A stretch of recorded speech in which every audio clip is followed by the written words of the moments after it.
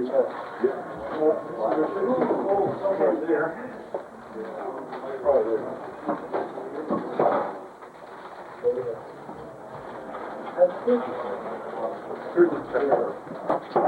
it under the back, fairly. Yes. Oh, you need any more? I don't know. The door here.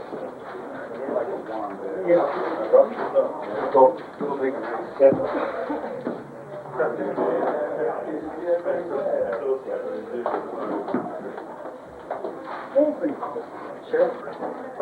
Remember? Yep.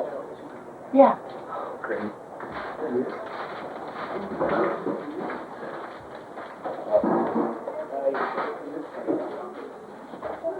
What a way of getting the appointment.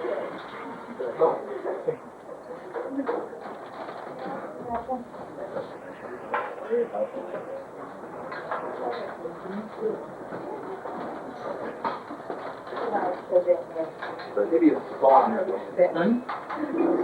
other.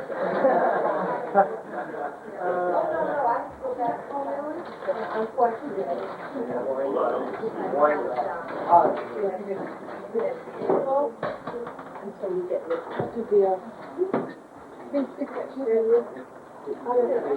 Turn your head towards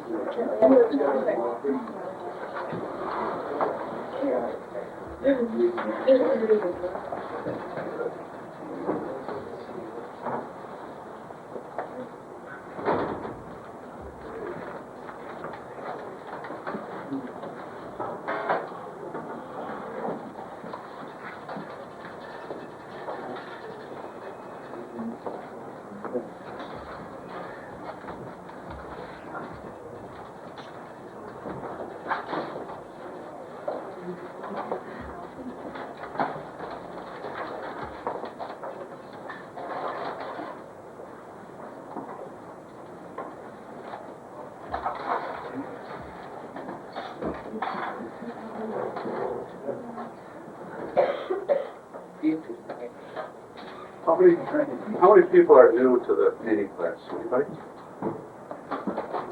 Raise your hand. Come up high.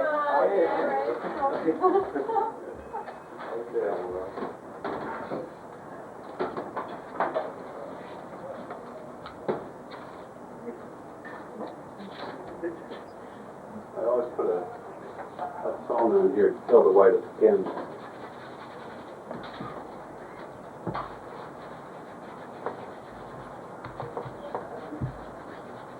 Also, for you who are new here, the palette too has a piece of gray cardboard underneath it, so that colors, light colors will look correct against the dark colors. If I had a white palette, the flesh tone might look like a dark if I mixed it down there, so I couldn't know what I was doing. Did everything was starting to show? Yeah. Everybody did? How many times? You don't get marks for it, please.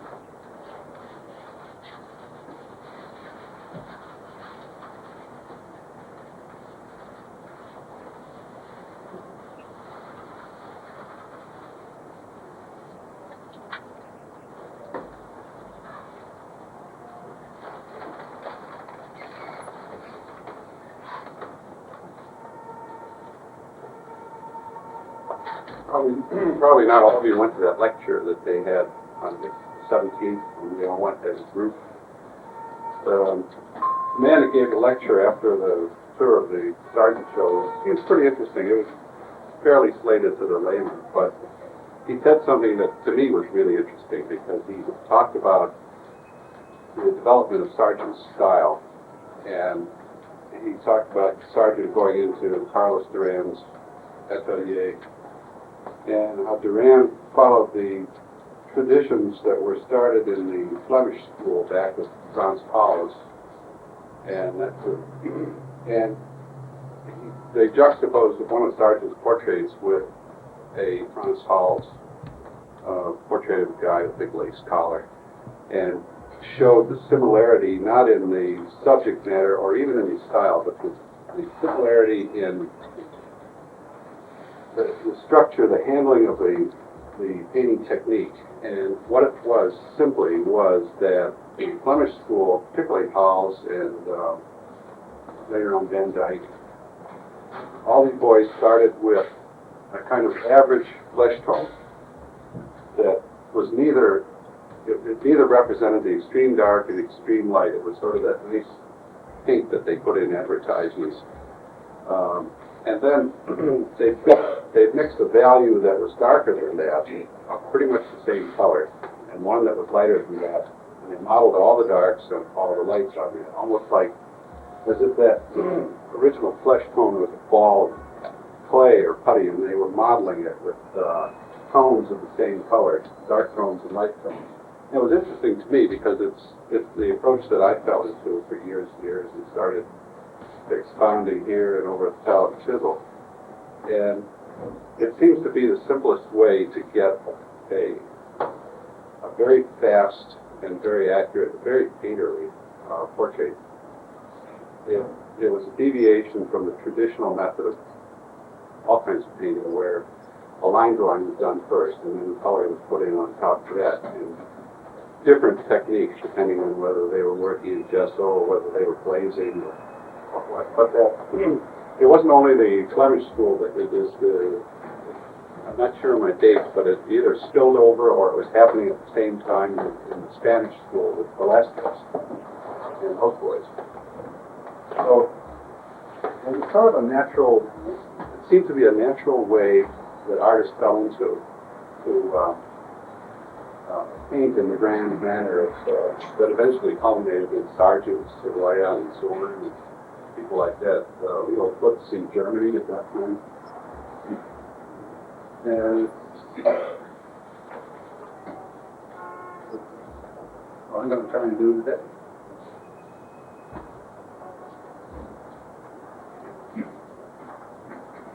The idea of it is that with that basic tone, you can construct the head, and you have the option of adding color to it to make it a full color painting later.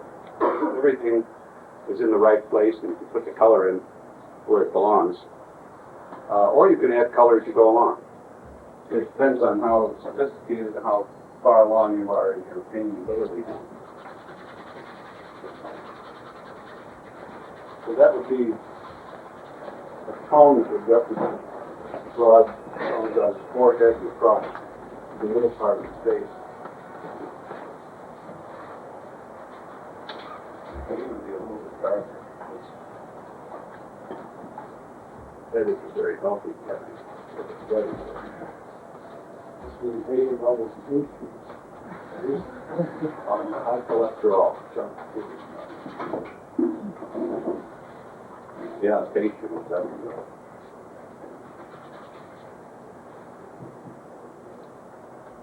Now this is a real hot light in here, so I have to be careful I don't get too warm in here, because it'll look okay in here, but when you get it in a better light, it'll look much too red.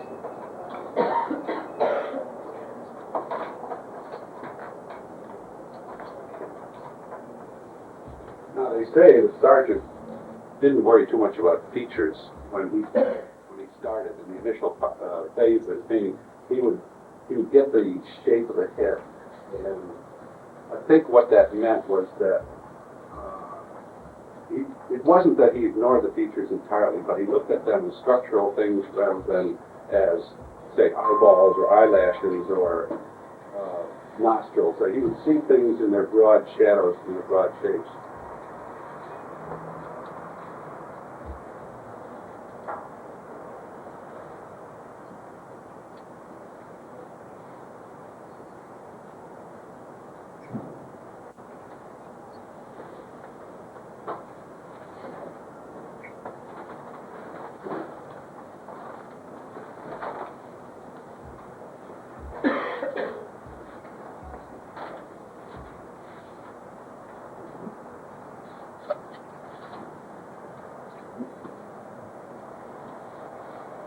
I tend to start all my paintings in the area right between the bridge of the nose, and then build everything on that, measure it. I try and get that accurate.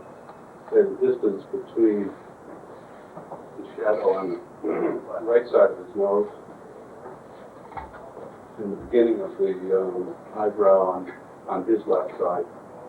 That eyebrow goes up like that. This is the area that I'm working here. You want to measure everything against that.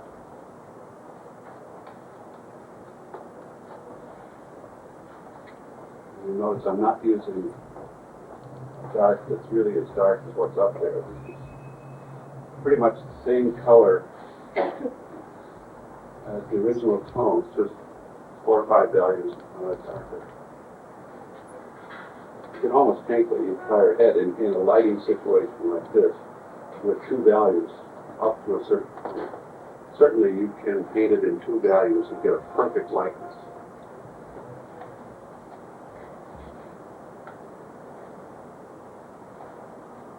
I would guess that what Sargent would do would be to see the entire eye socket as one shape, like something like this.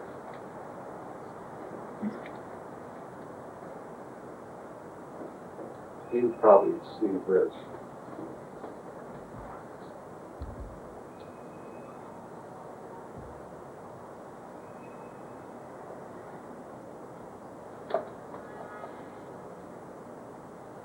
Notice how the eye sockets are in no way similar in the shapes of their darks.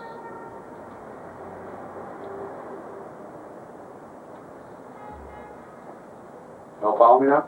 Here we are.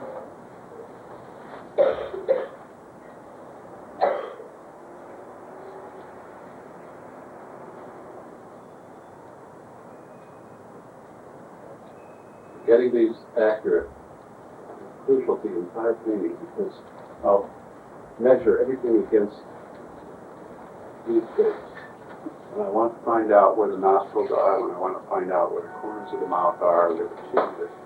I'll always look at it and say, what does that particular point fall directly under relative to this? Would it fall under the high point of the eyebrow? Would it fall under this point? Drop my imaginary lines down like that. Find out where those points are.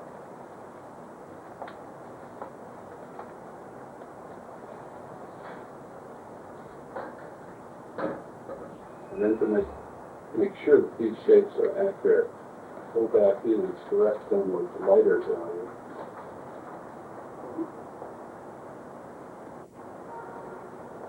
And I'm fairly sure that they're on the button. Now at this point I can finish the eyes completely in full value and full color, and then, because I'm satisfied that this is accurate. I can go and put the eyeballs in, and the darks, and the suggestion of the lid, and all of those things. And then I can go down and paint the nose. In other words, I can finish it from this point as I go along. Every stroke that I put on would be a finishing stroke. That's one way to do it. The other way is to proceed with this 2-value business until I get more or less a complete head. Then I go back in and start adding lighter values and darker values and local color, like the color of the lips and the color of the nose and the color of the eyes.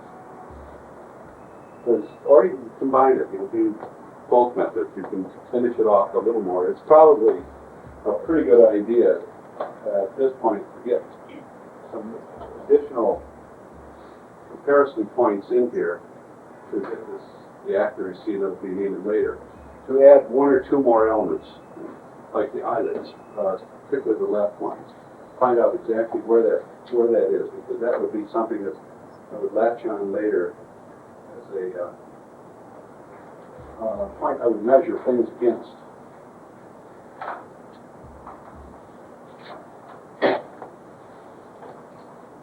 Also, at this point, it might be a good idea to indicate not as to indicate the pupils of the eyes. Not in their final value, but indicate them with a slightly darker value just to get their exact placement. If you look directly at them now.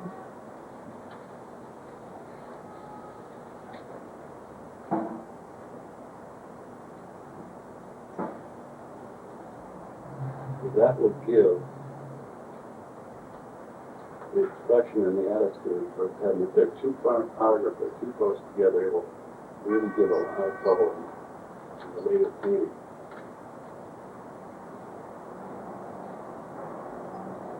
Even at this point, they look like they're looking towards me. Even without any of the other elements in them, at least it does to me.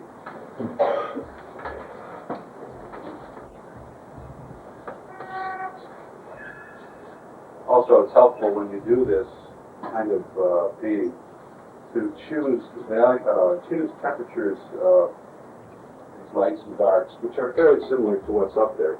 For example, I indicated these. They look kind of cool from here. I put them in as a bluish color. It would be tempting while I've got that color on here to go ahead and indicate a couple of the other darks that are in there. But it's the wrong color. I mean, it's really way on the other side of the color spectrum.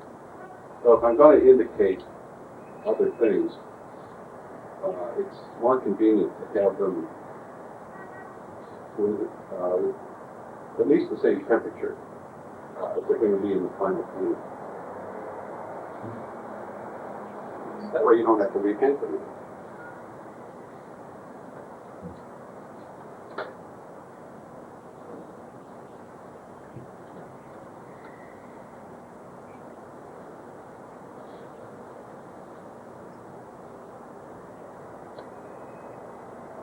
Also, there are variations on this technique of modeling on top of a basic tone like this.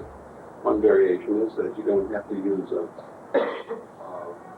kind of middle tone to put this in. You can go right to the full value if you can see it correctly and you know where it's supposed to go.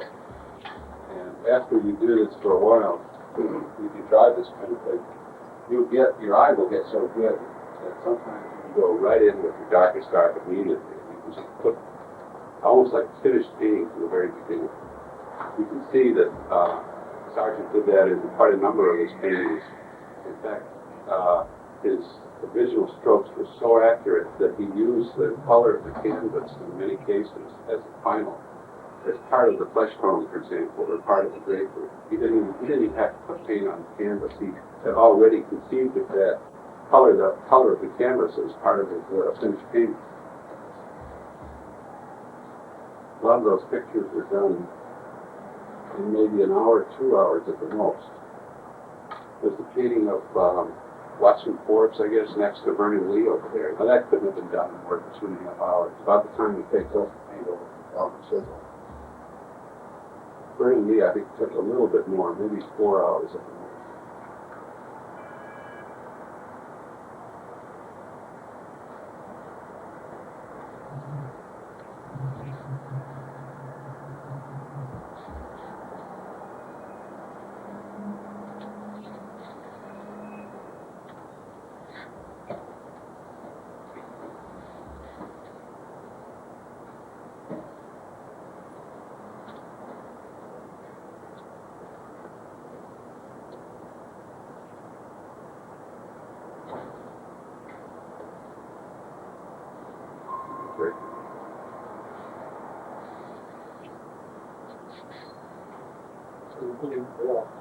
Oh, we have a bell? Yeah. Okay, we'll go according to the bell.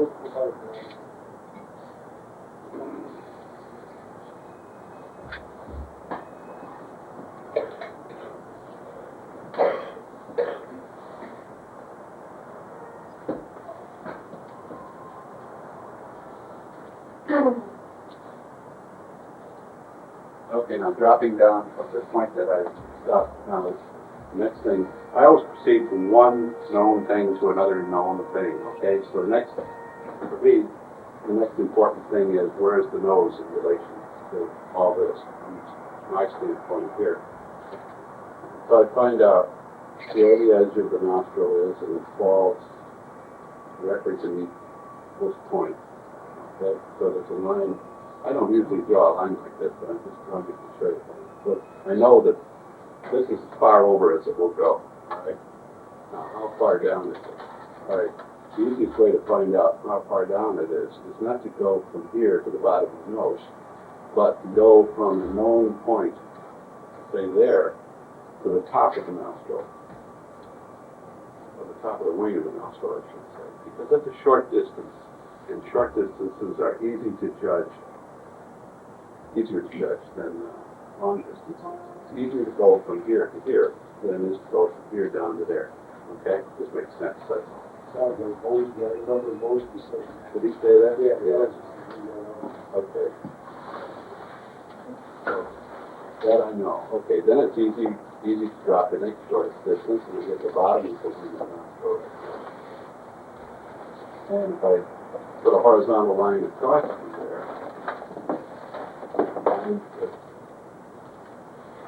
just about intersects the point of the nose. Okay, so I know the point of the nose is out there somewhere. And then I know it's that far down. Now, how far over it is, I'm going to drop it line directly down from another known point, which would be midway between the other two eyebrows.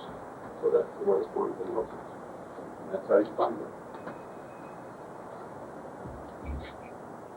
Let's remember it.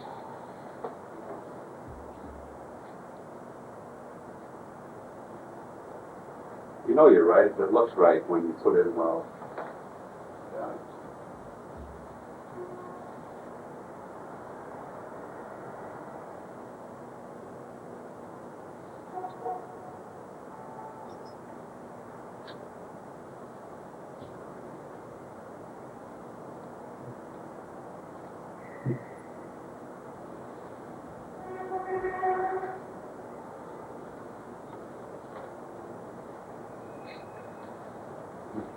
Parts of it.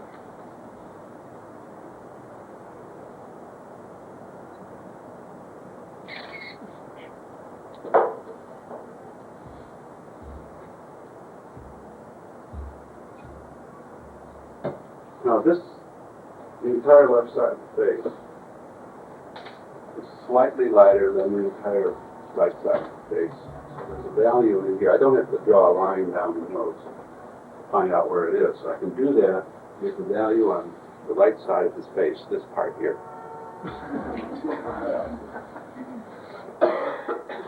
Anytime you say work, that's one way to do it.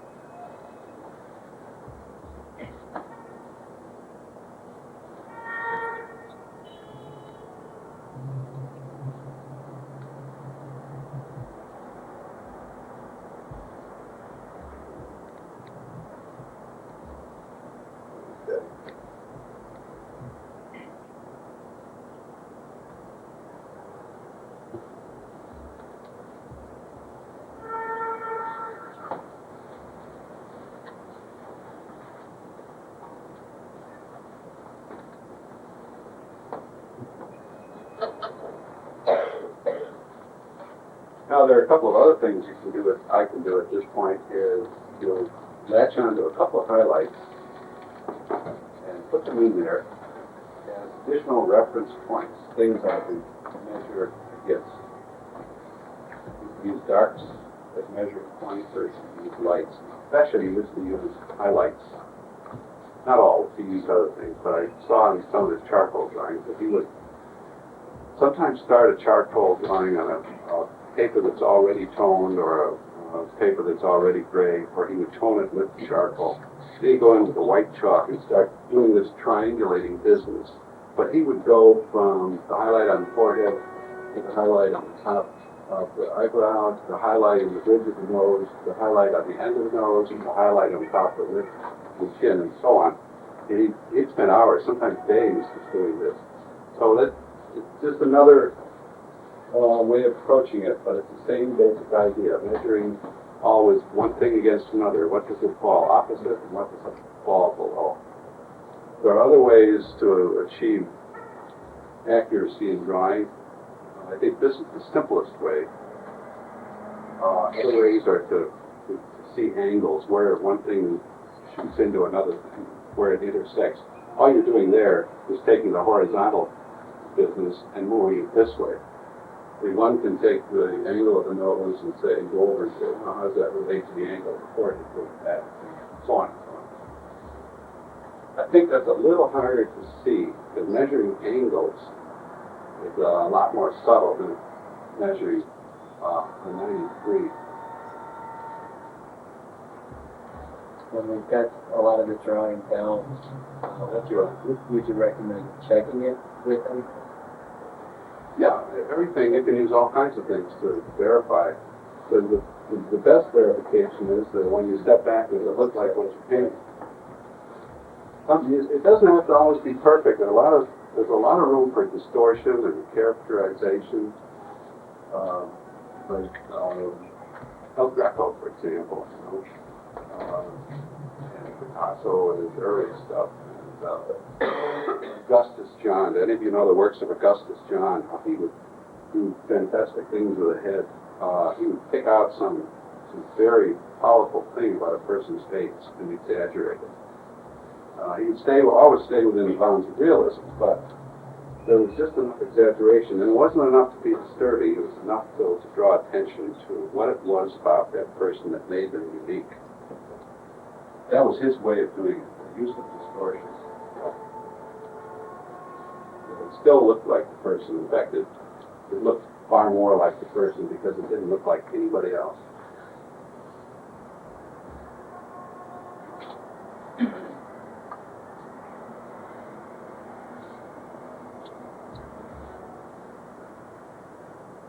I find that the edge of his mustache falls on the line outside your head.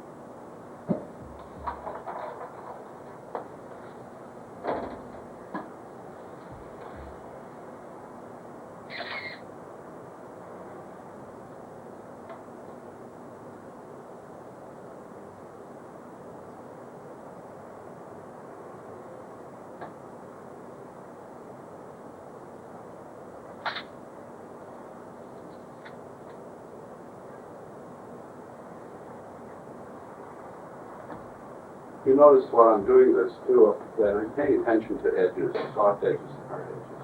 It's something you can do as you go along. In many cases, there's no point which things actually start to stop. Here it's pretty clear cut on this side. You almost draw a line around the shadow. The only real soft edge on the right side, his right side, is where this one trails off down here. On this side, you have to make a decision that it stops at some point. but it's still a soft edge. That's how you can show that the transition is a little bit vague by a soft edge. And soft edge can be achieved by mixing lighter and lighter values, or you can do it just by feathering with the brush. Now, it's already a portrait. It already looks like that. And with those beautiful elements in there. And the decision has to be made at this point how far you want it to go. And at this point, it's a very pliable thing. You can go anywhere. You can go into really full value, completely photographic portrait. Or we can just simply go into more and more values, trying to keep it as cateredly as this.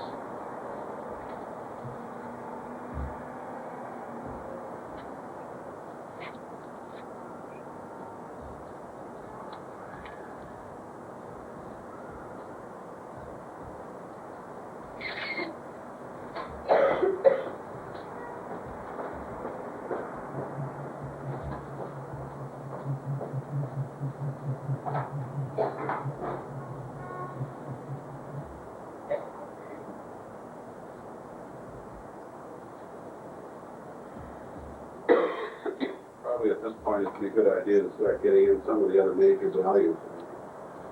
It's not possible to make a judgment on these values unless I know what the background is.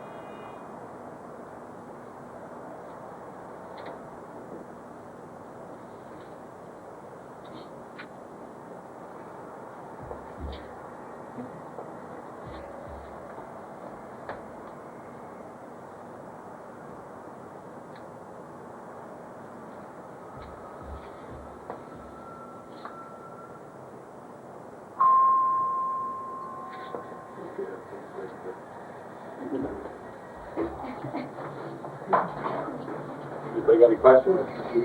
Sure. The brushes are you using to apply your, are they staple brushes? These? Those are the Lang. Let me just.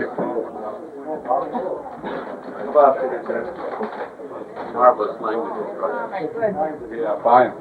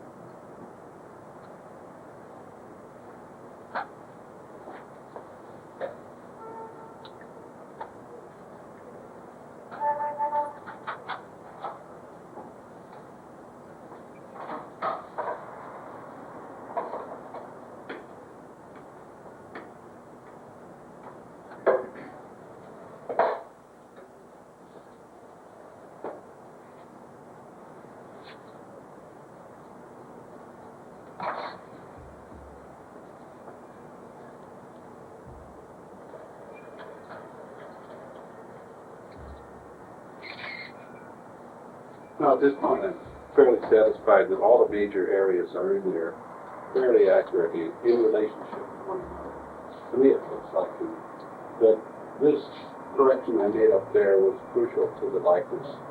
There was a slight error there. And by measuring, it's deceptive how far back that went. By measuring from this point directly down, I found out that it actually intersected the lobing here. Back even more.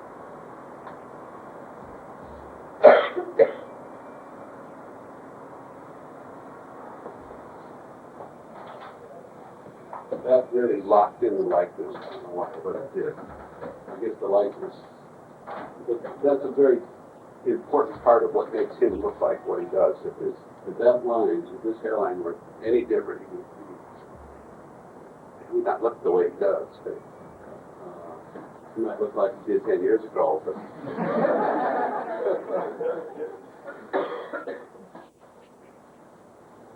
it's a very strong characteristic. And one that's really always a pleasure to see.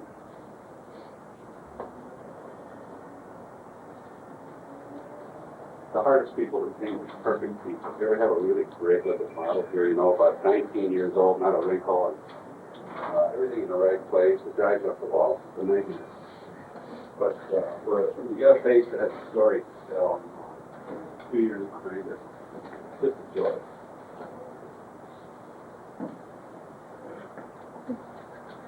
Hopefully it suggests years yet. Right? Yes. Best is yet to come.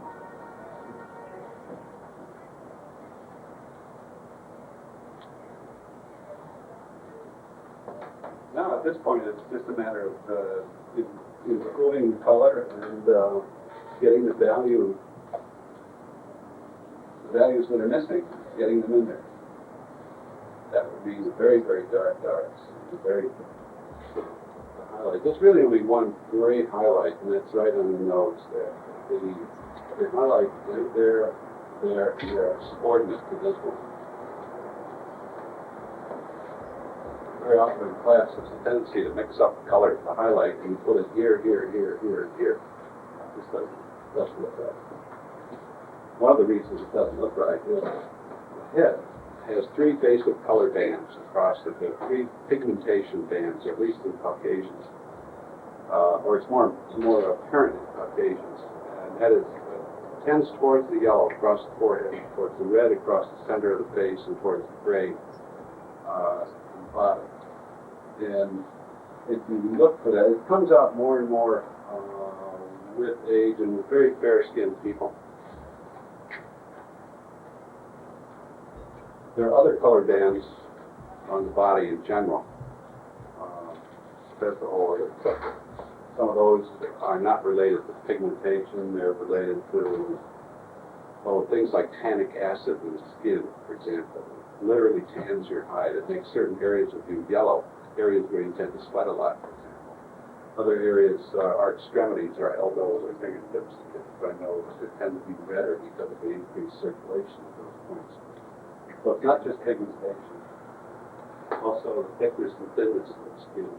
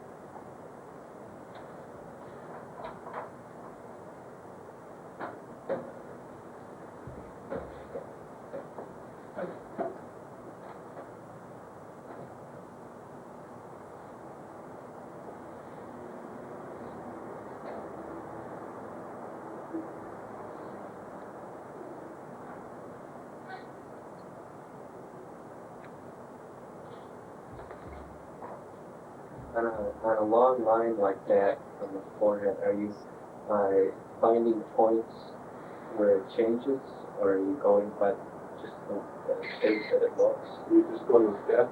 Yeah. Oh, no, you find that the point of, there's two lines. One goes almost straight up, and then it stops and makes a change in direction, and then it's a slow curve to that point, and that top point falls, is directly above this point on the eye. Change in direction occurs just inside this point on the right eye. You can do it the other way, but this way is more accurate. And this is the way to check it. If you do it the other way, you can check it again to see, well, did I end up in the right place? Are you squinting constantly as you look at them? Yes. That's why this value is so dark. Go down there. See how dark that is in relation to all the other flesh tones. Yeah.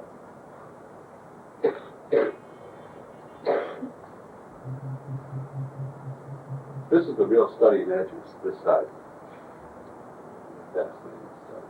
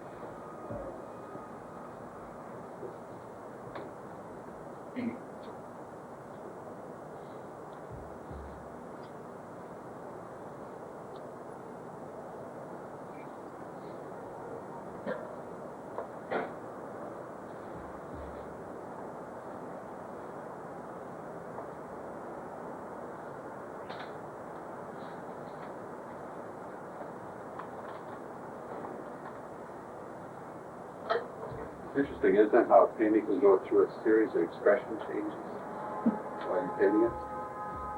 Almost like animation.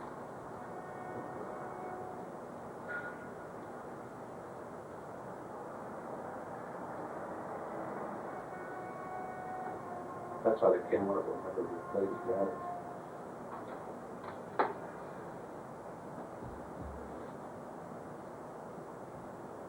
think we were ever worried about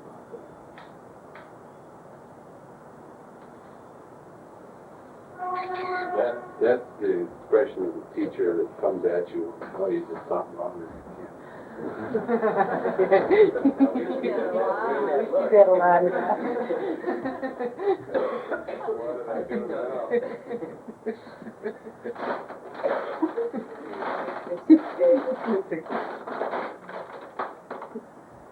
Never. Huh?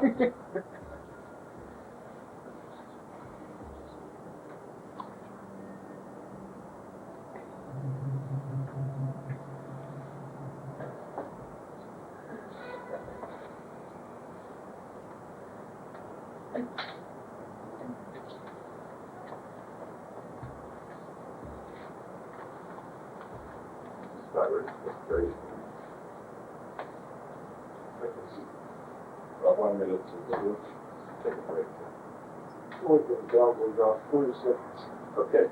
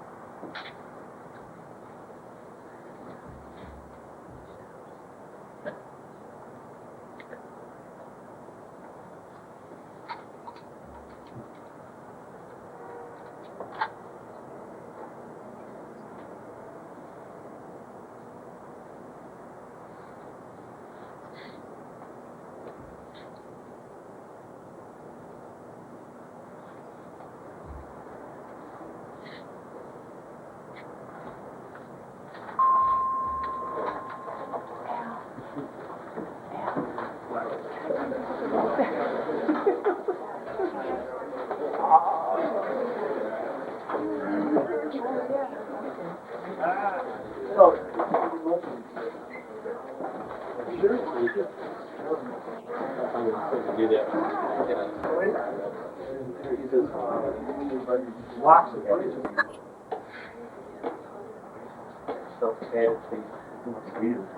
Yeah, I can't do that. And it's sort of.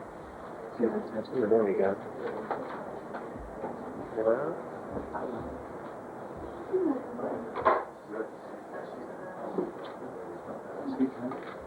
Well, I wanted to point out that I scrape my palette at each break, at least each time, to get a completely clean palette. What's on there is going to end up on the painting. You throw away a lot of paint this way, but then you also get a nice painting that's clean in color.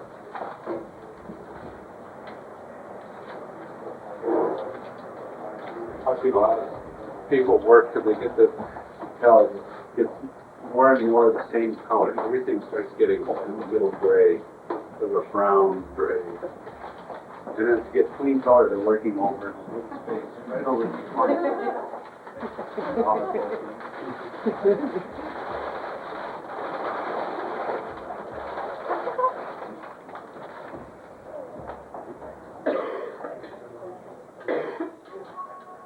What's the brush you use?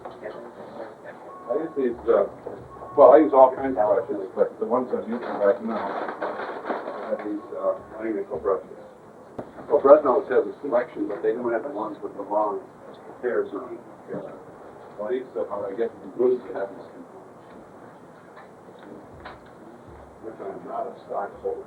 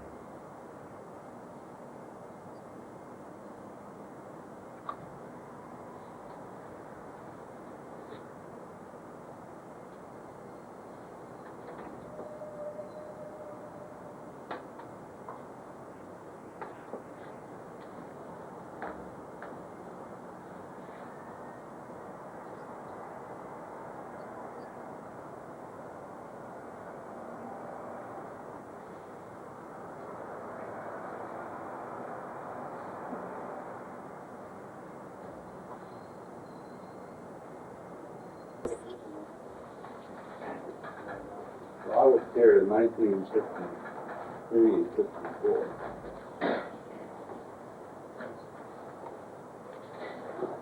Were you teaching here, Brian? That was my first year at 63. Well, you know who this is. Nobody. We all know.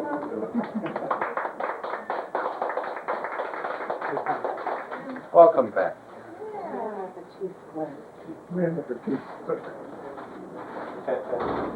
I was threatened that I'm going to have to pay to enroll in a class if I want to be a teacher.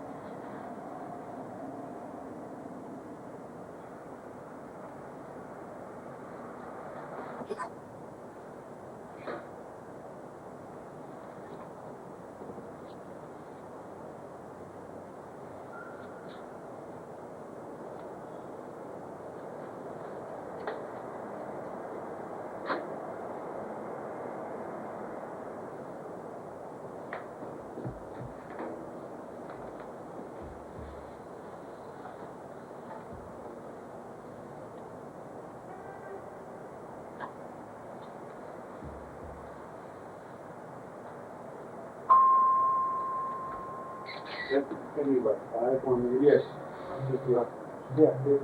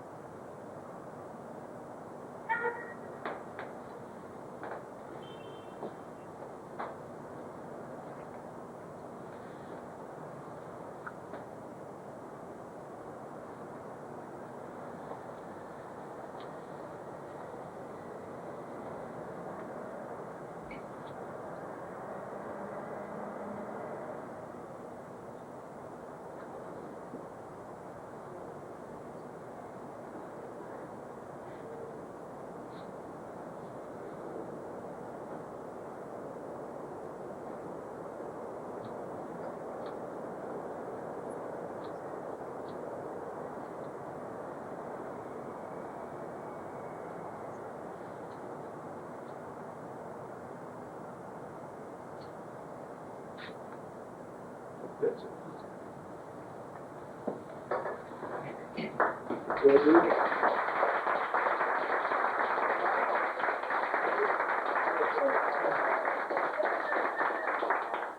Yeah. Anyway, you see how the last part of this whole thing was adding a lot of color to basic tone of when you get real proficient at this kind of thing, you find that this color will start to emerge earlier. The way I'm working now is I do still start with this kind of tone, but then I start, before I go into the modeling, before I start suggesting the eye sockets or the nose or the mouth or the chin, I start putting in some of the color bands that I know are going to emerge later on. Okay, I don't even put them in the shapes. I just put them in because I know that this part of the head is going to be more ruddy than the top part. This part's going to be gray. I start suggesting in a very impressionistic way some of the color that's going to be really there later. Then I start modeling. Yeah. Yeah. You notice it didn't get muddy, yeah. When I started, when I first started on this, I mixed the color, and then the color I used to put in the eye sockets was a darker version of the same color, so that in effect I was working in a harmony, a monochromatic harmony, so that it was impossible to get it muddy if the color I started out with was nice. The idea is to start out with, say, 3 nice colors. You have the basic color of the head, a nice color for the shadow, and a nice color for the lighter parts and the light. You can't go wrong. Rather than mix it all up with, start, say, drawing with a color that isn't in there. When I started drawing in here, indicating where the eye was going to go, as I said, instead of using a funny blue, I used the color that really was there as the color that I was drawing with. I suggest when you're working on a head, to do the drawing in the head, if you want to make indications of where the eye starts and where it stops, use a nice warm color, because it's almost always a rule that in flesh, when you're painting it under almost all light conditions, when it gets real dark, it's very warm and very hot.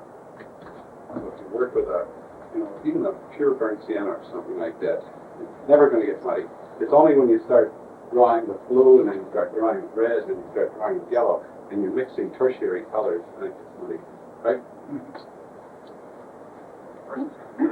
When you did your first mixing for the original opal beginning from the head, what colors did you use?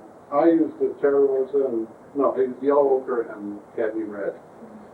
Not cadmium red light, it's plain cadmium red. This cadmium red is it's not Grumbach, it's Winsor Newton. They make a really nice, just plain, straight old cadmium red. But it's expensive. Rembrandt makes a nice one too, it's not quite as cool. I just find in this light, when I was a student, I used cadmium red light to get that real nice orange glow on the flesh, which you can match it in here, but as I say, when you get it under another lighting situation, it's horrible. So instead, I use just plain cadmium red because it's not so orange. If I want to make it orange, I just put cadmium color on it. As I got warmer and warmer in the other mix, in the light part, say to get the cheeks and the nose and the ruddy part, those are all mixtures of cadmium red and cadmium yellow, or cadmium red and yellow ochre. If you don't have just cadmium red, you just mix a cooler red in with it. If you don't have cadmium red, Yeah, if you buy it. red lemon. Yeah, because there's no substitute. Add a cooler red to it, you make it take out. No. I don't think you can mix anything and come up with a cadmium color. I think don't you? No, I don't think so. I've been using cadmium vermilion, which I find to be a little bit cooler than the light, but not as cool as the medium. Yeah. Everybody's got their own little favorite way of doing it. Something changes. I find the light so hot. Somebody, Cadmium light is so hot. Shirley was telling me about a color that, what's it called? Peach black. Oh, the French bourgeois, the peach black. France makes a thing called peach black, and it's a black that goes real warm. It's made from what, peach pits? Yeah, from burnt peach pits, Animal as bones. opposed to burnt bones or lamp black. Sounds great. Yeah. Did you ever use Rembrandt's Potswold Yurt? Yeah. Yeah. That's nice. Isn't it a nice color? Yeah. There's another thing called castles they used to use for drawing when you are doing a drawing, or you can use it for doing a turpentine wash. And it's a brown, it's kind of a gray brown, kind of like old Dutch master brown.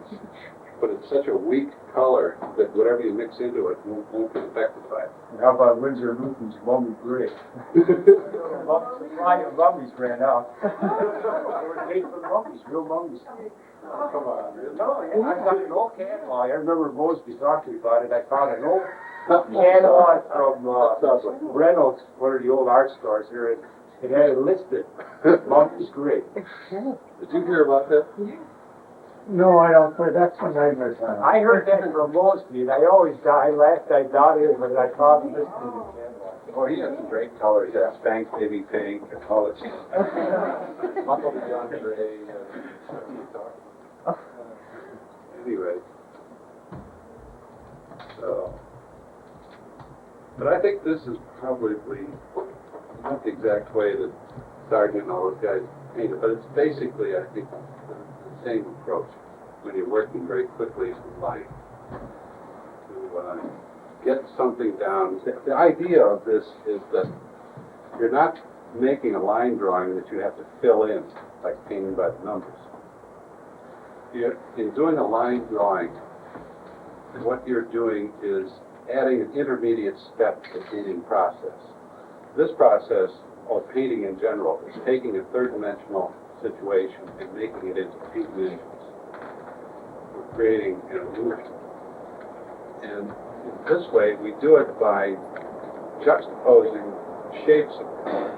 So that when those shapes themselves are correct, if they are correct in relation to all the other shapes, they will form an illusion of reality, of what Ted looks like under this light, from this distance, and from this angle. Okay? If he changes the slightest bit, or if I change my angle, all those shapes change. All right? When you do a line drawing, you're not only changing it from 3 dimensions to 2 dimensions, you're reinterpreting this whole thing as a diagram. Drawing is a diagram. It's like a boomerang. So you're adding an intermediate stage. And if you can bypass that, it's a good thing to know that and to use it, to be able to use it when you get into trouble. For example, if the model does move, for example, and a lot of models do it, Ted happened to be really great at this.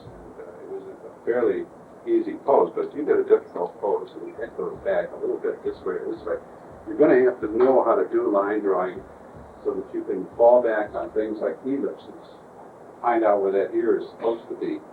If you have started a painting, let's say I started and I got all this stuff in, and he fell asleep or something like that, and the ear is way down there. We got to find out where that ear is going to be. The only way to do it is to draw the ellipse around. If I know that the beginning of the ear is right opposite, is on a line opposite the corner of the eye, and the top of the ear is on a line opposite the top of the eyebrow, and at the bottom is on a line equal to the nose, then I can draw these ellipses around the head and find out where the center line is, and then get the exact shape of it, and find out where that ear is. See? So it's a thing you've got to know, but you don't have to apply it in this kind of a la prima painting. A la prima means one sitting, one mouth.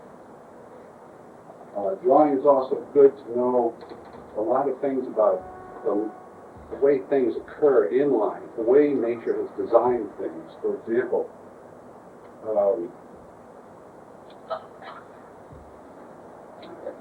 can I steal a piece of paper there? Get a canvas. You want a canvas board? Oh, wait a minute, I got another canvas here.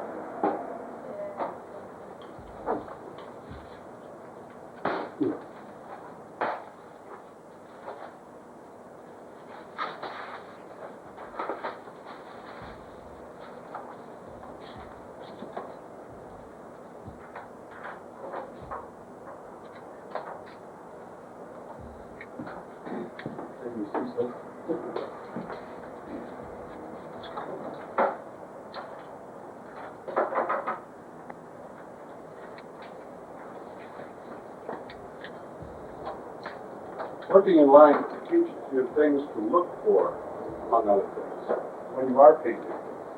And it teaches you that if you are seeing things that you can't quite understand or you don't like or you can't figure it out, if you know how things are designed, you can manipulate them to your own heart's desire, or you can understand them.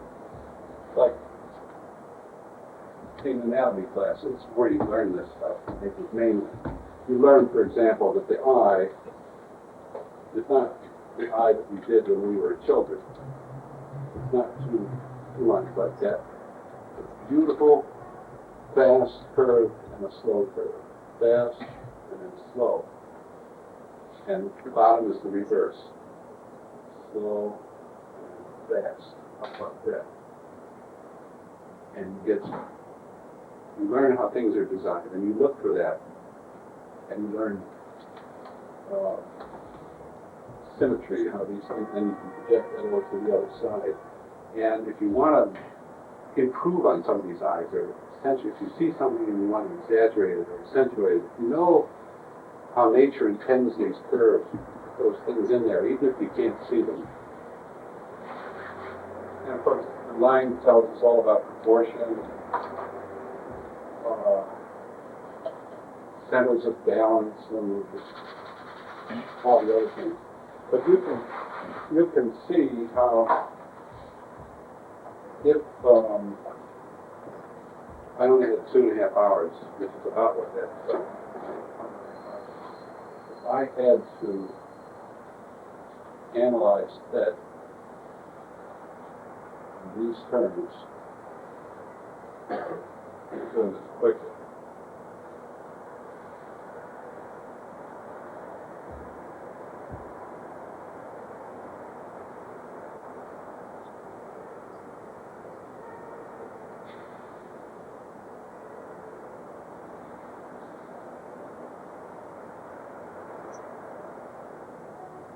Find out the edge of the face. Find out where the chin is, and then put the beard over it, you know, all that sort of thing. And then try and color the thing, you know. That's a week's work. This is what they did in the 15th and 16th century. They were doing glazing and figure all this stuff out. And until the Dutch and the Spaniards came along and started painting from life. Thing called direct painting. That's the way they did it. That's the way they do it. Egyptians never did learn. Egyptians, they do a head, side view like that. They'd still put the eye in like it was front view. They always did that.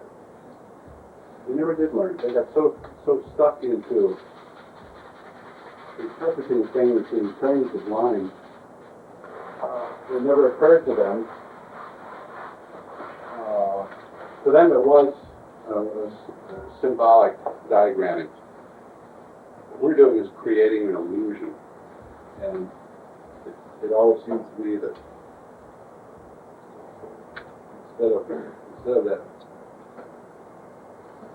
business of capturing the shapes correctly.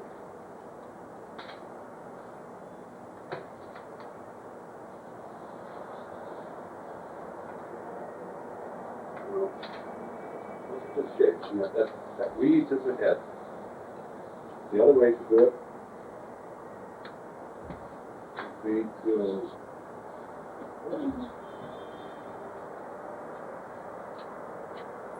figure out where the eyes are. Okay? Figure out where the nose goes, where the nostrils are, where the lips are, where the chin is, push the beard in.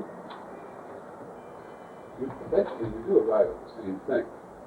And then you'd have to color all the values, put to the right value. You kind of end up where you were here. This way, you bypass that step. You're going to end up with the illusion. One is sort of take by the nose. But in mind, keep in mind, there's 12 will look right.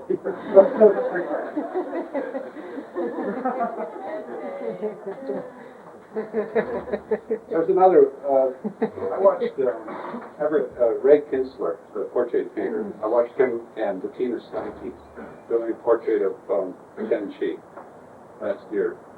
And it was really interesting because Ray uses a combination of line and mass painting. He does a rather careful but quick drawing. He did Chen Chi, he didn't have any hair either, so that was easy. And he's done Chen Chi every year since Chen Chi was about 25 years old, because they lived in the same building in New York.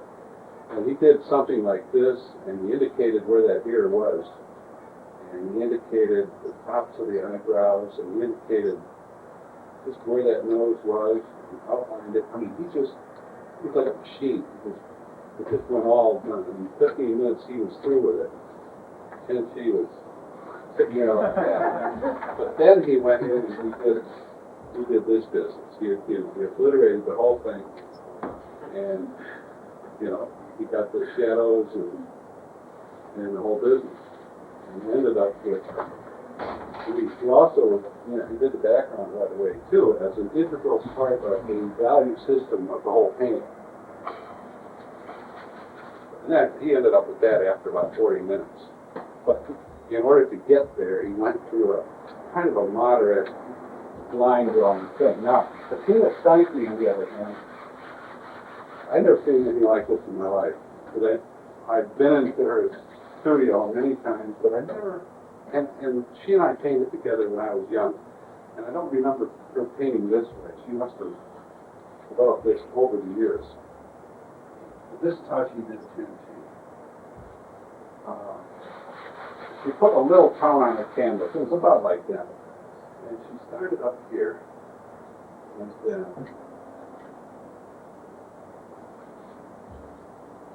And I didn't know what she was doing, but later on I found out that was top 10 she said. And then she mixed another. And she did his forehead. And she did another brush.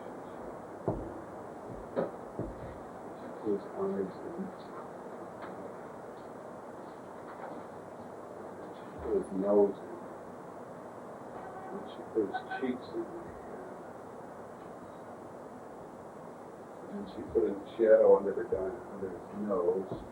And then she put some more stuff in his nose.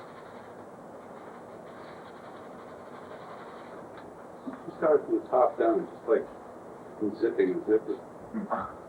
And she got down to something that. 2 hours. Put his lips in. And she went down and she did, she put the shadow under the neck like that. One thing after another, she put in his shirt like that. Anyway, and she did a beautiful job, too. What else was there? Glenn Goodacre was there, doing sculpture. She was doing a clay head. And she would throw in clay at this armature she had, and she did a nice job too. So everybody has their own way of doing it. But the way I'm showing you, I think it's the way the guys did it, like Sergeant Paul's Velasquez. It's a good sound with painting what you see. Who are some of the best portrait painters around today? Today? You? Portrait painter.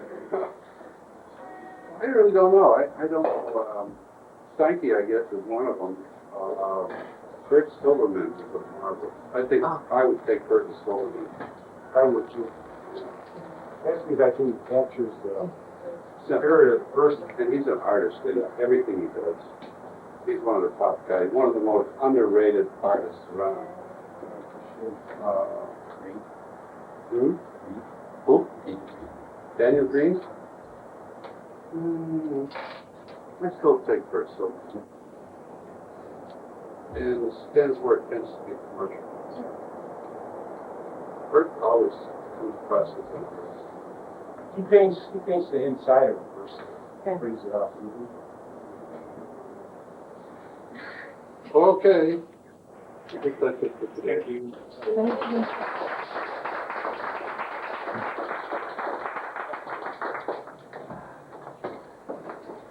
Sign it.